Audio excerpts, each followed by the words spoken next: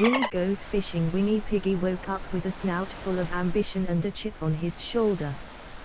Why is it, he grunted, adjusting his goggles, that humans get to have all the lakeside fun? I can dive bomb a target from 5,000 feet, yet I'm supposedly not built for sitting by the water with a stick. Preposterous. Determined to prove his point, Wingy went on a shopping spree. He bought the sturdiest carbon fiber rod he could find and a line so strong it could probably tow a glider. For the finishing touch, he borrowed Pythi's favorite dainty folding chair, the one she usually used for her afternoon tea. He waddled down to the riverbank, set up the tiny chair, which groaned under his weight, and cast his line with the dramatic flair of a seasoned pro. The spectacle on the bank, it wasn't long before a crowd gathered. The local animals stood back, whispering in disbelief.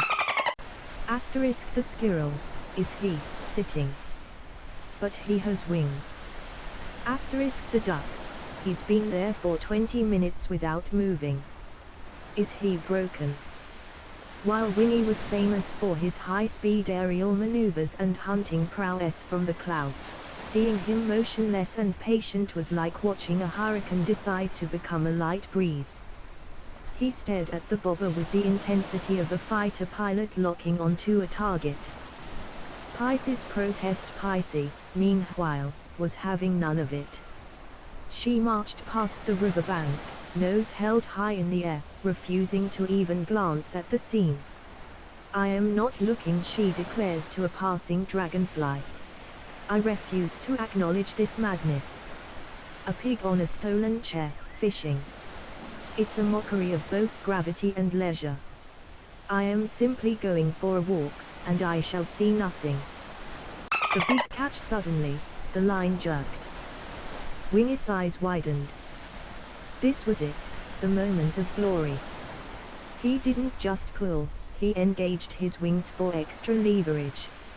I've got a monster, he squealed, the chair finally snapping beneath him as he hovered a foot off the ground. With a final, heroic tug, the prize flew out of the water and landed right at Pythi's feet. It wasn't a trout. It wasn't even a carp. It was a very soggy, very moss-covered old boot. Wingy landed gracefully, unhooked the boot, and held it up with a triumphant grin. See? I told you. Humans catch these all the time in cartoons.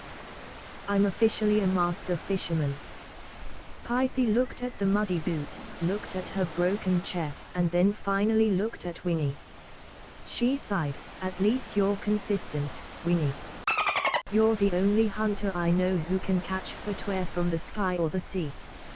Would you like me to write a follow-up story where Wingy tries to cook his prize, or perhaps one where he tries to fix Pythi's chair?